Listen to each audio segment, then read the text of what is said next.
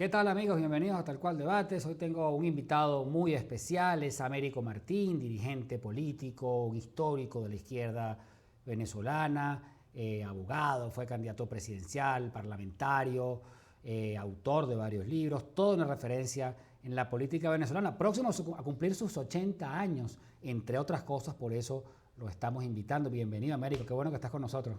Gracias, mi querido hijo. Te llamo hijo porque yo considero a Alonso un hijo mío. Absolutamente, yo también considero a Américo una cosa muy cercana o igual a un padre. Y fíjense, Américo está en este momento pues cercano a cumplir sus 80 años. Hace 60 se produjo el 23 de enero. Se produjo en un momento en el cual daba la idea de que la dictadura se estaba consolidando. Pasó todo lo contrario. Claro que son momentos diferentes, no hay por qué repetir calcos, pero yo te quería preguntar en ese marco, pues en aquel momento muchísima gente pensaba que la dictadura era un hecho consolidado. ¿De verdad hay cosas que podamos extrapolar de aquella circunstancia a esta? La historia nunca se repite exactamente, al pie de la letra. Pero existe en el diccionario algo que llaman ejemplos. Hay ejemplos válidos que nos sirven para trazar políticas y para asumir conductas. El 23 de enero fue un homenaje a la unidad nacional, a las posibilidades que pueda despertar la unidad nacional en un pueblo adormecido como era en aquel entonces el pueblo de Venezuela, y un pueblo además dividido, al igual que ahora, pero con más razones que ahora. Las distintas columnas de la unidad estaban enguerrilladas y enfrentadas, con más razones digo, no tengo tiempo de explicarlas.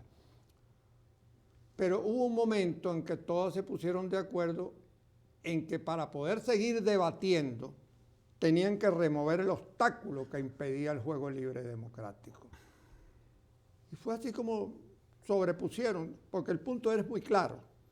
Hay una diversidad, hay pluralismo social, como porque la sociedad está llena de ideas distintas, todas las sociedades. Esa es la razón del pluralismo. El pluralismo supone enfrentarnos ideológicamente y competir políticamente. Pero esa competencia natural, que es democrática, puede verse interrumpida por un obstáculo dictatorial y autocrático que impide que podamos debatir libremente, sin necesidad de ir a la cárcel. Bueno, cuando se pusieron de acuerdo en que para poder seguir discutiendo normalmente, sin necesidad de ir a la cárcel o la persecución o que las ideas lo condujeran a la tortura o la muerte, había que remover el obstáculo que impedía el libre juego de posiciones. Llegaron a ese acuerdo que los enalteció, fundaron la primera unidad de lo diverso en toda la historia de Venezuela. La primera unidad de lo diverso. Somos distintos, pero somos iguales en algo, en que no queremos dictadura, no queremos democracia. Por eso hay que remover eso y luego fluyó el juego democrático. Esa es la gran experiencia del 23 de enero que yo quisiera que algún día la gente la asumiera en su sangre, en su carne y en sus huesos. Eso cristalizó en el Pacto de Punto Fijo, como una expresión. El Pacto de Punto Fijo fue un pacto de gobernabilidad una vez removido el régimen de la dictadura. Los cuatro partidos principales que representaban las cuatro tendencias universales, socialdemocracia, democracia cristiana, liberalismo y comunismo, esas cuatro tendencias resolvieron darle a esa democracia recién conquistada un piso de funcionalidad para hacer como una transición hacia la democracia plena. Ese fue el Pacto de Punto Fijo. No es verdad que ese Pacto de Punto Fijo se hizo con exclusión de nadie, todos fueron incluidos. Ahora una razón política para su primer objetivo, que era integrar un gobierno de unidad nacional, bueno, consideraron ellos mismos que no era conveniente que estuviera presente la izquierda radical. Y por eso, pues, con el apoyo de la propia izquierda radical, según relata en sus memorias el gran Pompeyo Márquez, bueno, se integró un gobierno a tres por un año.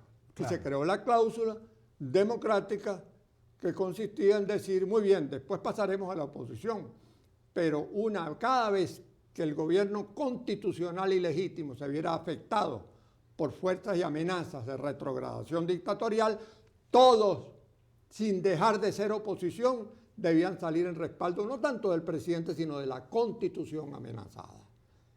Ese pacto funcionó 40 años. Américo, en aquellos momentos también había debates muy apasionados en torno a si tú participas o no en consultas electorales. En el año 52, Jovito Villalba y URD decidieron ir a unas elecciones que se veían amañadas. Rómulo Betancourt desde el exilio pues no quería participar. Digamos, es el tipo, ese dilema entre halcones y palomas que en muchos de estos marcos se produce. ¿Cómo estás viendo la situación actual? Están anunciadas unas elecciones dentro de poco para muchísima gente, más de la que en otras ocasiones se registraba, pues no tiene sentido ir a una farsa, a un asunto totalmente adulterado. ¿Cómo estás interpretando la situación tú ahí? Mira, esto hay que verlo en un contexto. El contexto es las negociaciones de República Dominicana. Contra lo que alguna gente piensa son unas negociaciones fundamentales, exitosas, que ahora han demostrado que eran exitosas cuando el gobierno rompe las negociaciones y se aísla más del mundo y suscita esta respuesta mundial. Esa es la consecuencia. Pero ¿no será que la negociación lo que hizo fue que el gobierno hiciera un amago ahí para seguir radicalizando? No, chicos, pero por Dios, vamos, vean la realidad, abren los periódicos. ¿En qué condiciones está el gobierno en este momento? Ha tenido que recurrir a lo último, incluso a adelantar las elecciones, porque le tiene miedo a todo y está asediada por el mundo democrático, que todavía en este momento está discutiendo la respuesta coherente que va a dar frente a un gobierno como el. Yo no espero que este gobierno sea reconocido por nadie en el mundo, por nadie sustancial en el mundo. Si ese gobierno que inventa el señor Maduro, en esa farsa electoral que está convocando, bueno, va a ser desconocido, entiéndalo, señor Maduro, va a ser desconocido por el mundo, usted va a perder la legitimidad de origen con esas elecciones, que es lo único que le ha mantenido en pie por encima del infierno que usted ha encendido en Venezuela.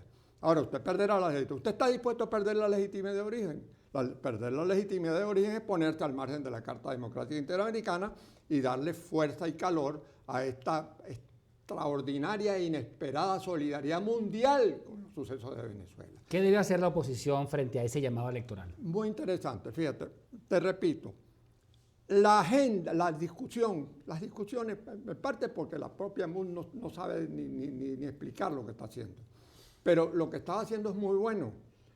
Se había situado la discusión alrededor de la agenda democrática. Se le decía al gobierno, señores del gobierno y a la oposición, las bases de unas elecciones, que es la única salida a esta crisis, tienen que ser estas. Bueno, ya sabemos, paridad electoral, supervisión, todo lo que ya sabemos. Elecciones limpias y libres y translúcidas. El gobierno decía que sí, no decía que sí ni no, pero trataba de echarle la culpa a la oposición, tomando incluso presiones de la propia oposición, muy críticas, muy poco comprensivas de lo que estaba negociando. Pero en todo, como nada de eso resultó, bueno, adelantaron las elecciones y rompieron directamente el acuerdo que justamente estaba discutiendo, entre otras cosas, cuándo iban a hacer las elecciones. Esto fue tomado por la comunidad internacional como una afrenta y por eso es que se producen estos pronunciamientos durísimos contra el gobierno. Eso es lo que está pagando el gobierno por eso y todavía no ha terminado de pagar. Ahora, ¿qué debe hacer la oposición? Bueno, ustedes incumplieron la agenda de República Dominicana. Pero nosotros no, nosotros sostenemos unidad nacional y candidato único. ¿Eso implica que hay que ir a esas elecciones? Ir a las elecciones o no depende del gobierno. Si el gobierno hace como hizo Pérez Jiménez, bueno, aquí lo que va a haber es un plebiscito, bueno, obviamente no hay nadie. Pero es que da la impresión, Américo, que el gobierno quisiera hacer unas elecciones tan pirata como les sirva, y decir, bueno, tómenlo, déjenlo, este es el gobierno, y si al mundo no le importa, no nos interesa. Somos amigos de Irán y de Rusia. Bueno, si esa es la actitud, pues no creo que sobrevivan, porque la situación del país es terrible, las cifras cada vez son más escandalosas de la economía, de la inseguridad, de la deuda, la inflación, eso no tiene límite lo que viene contra la desgracia que viene contra nosotros. Y el gobierno, en lugar de tratar de unir a la nación, para enfrentar esas penurias comunes, lo que ha hecho es dividirla, enfrentarla y perseverar en la política que nos ha llevado a esta desgracia. Entonces, ¿qué debe hacer la oposición? Bueno, sencillamente decir, en República Dominicana se discutía una agenda. Ustedes rompieron la agenda, nosotros no. Ustedes no quieren elecciones libres, nosotros sí. Incluso tenemos un candidato referencial. Eso no significa que se va a votar o no votar. Eso depende del gobierno. O abre el compás o lo cierra. Si abre el compás, hay elecciones y las van a perder, pero van a tener la protección de la Constitución. De otra manera, se alzan contra la Constitución, se niegan a hacer elecciones, van a perder también, alzándose contra el mundo. Y es mucho mejor, se lo advierto, señor Maduro, mucho mejor perder protegidos con el abrigo constitucional que perder y caer en manos de la turbamulta. Américo, una de las cosas que se está hablando, ya por último, para cerrar nuestra conversación, la necesidad de la MUD de escoger un líder, no necesariamente un candidato, pero sí una persona que vaya adelante en el mecanismo de primarias o de acuerdo, indistintamente. ¿Qué te parece a ti eso? Bueno, esto me parece obvio, elemental, dificilísimo, dada la acrimonia y el entredevorarse en que ha caído la oposición. Solo digo que así incendien las elecciones, salir de ellas con unidad nacional y una referencia de liderazgo candidatural es 1000 veces mejor que recibir ese pisotón, ese zarpazo en las condiciones actuales, desmoralizados, divididos, enfrentados. No, unámonos aprovechando la oportunidad de las elecciones para ofrecer la salida, unidad nacional con un candidato y elecciones transparentes.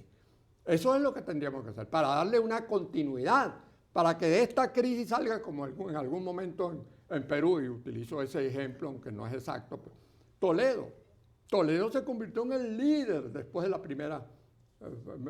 primer momento, se convirtió en el líder, pero no renunció, él ha podido decir, no, yo renuncio, porque aquí no hubo elecciones libres, cierto. Como un pavo inflado, como un duque ofendido. No, aquí no hay duques ofendidos, aquí hay que participar. Sentido de la oportunidad, sentido práctico. Hay que tener una motivación al logro, no al gesto. Eso es lo que predomina por todas partes. Ciertamente. Entonces, eso indica que... Yo no excluyo a nadie. Yo no odio a nadie. Yo no tengo rencores con nadie. Eso me lo ha enseñado la vida y agradezco muchísimo eso. Yo le tiendo la mano a todos los demócratas, así no coincidan políticamente conmigo. A todo el que sienta la democracia allí donde esté, bienvenido sea. Unámonos todos para salvar a esta patria, no para salvarnos nosotros, nuestra propia dignidad, no, esta patria es la que tenemos que salvar, con sentido práctico. Por último, Américo, bueno, estás cumpliendo 80 años, iniciaste la política a los 20, en la resistencia contra Pérez Jiménez, y han pasado miles de cosas. ¿Qué tienes que decirle a los venezolanos? Bueno, llegas a los 80, el país está en un momento dificilísimo, algo que puedas compartir con el ciudadano venezolano en torno, bueno, a este malestar que es nuestro país. Una última reflexión, conclusión. Es inútil deprimirse, es inútil desconsolarse, es inútil resignarse. Hay que participar siempre. Los males, los padecimientos que tengamos, utilicémoslos como reto para la acción, no como pretexto para la inacción y el retraimiento y la abstención. La abstención no deja nada nunca. La participación da una posibilidad.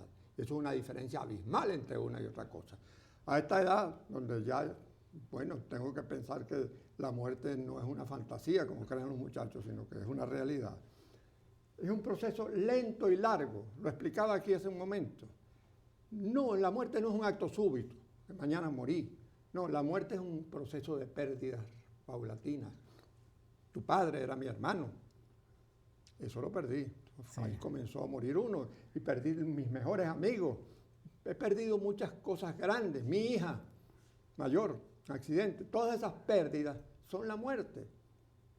Pero una muerte tan anunciada que uno tiene que agradecerle a la muerte que sea tan sutil y tan...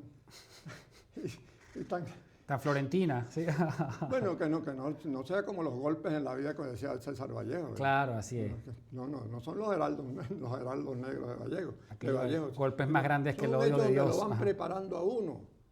Ya al final, pues cuando uno tenga que irse, pues ya eso no será sino una última, ya muy esperada y uno espiritualmente preparado para eso. Pero digo, pienso en la muerte porque tú me hablas de los 80 años. Pero saliendo de aquí, a mí no me toca más nada que vivir. Cada día vivir plena, participativa y con un sentido de sacrificio y de amor por mi patria. Bueno, muy ejemplarizante ha sido Américo Martín, dirigente político, intelectual, escritor venezolano, compartiendo pues su tránsito vital y parte de sus enseñanzas vitales con los venezolanos en este momento tan difícil. Creo que es importante, bueno, que escuchemos e incorporemos. Los espero en una próxima oportunidad.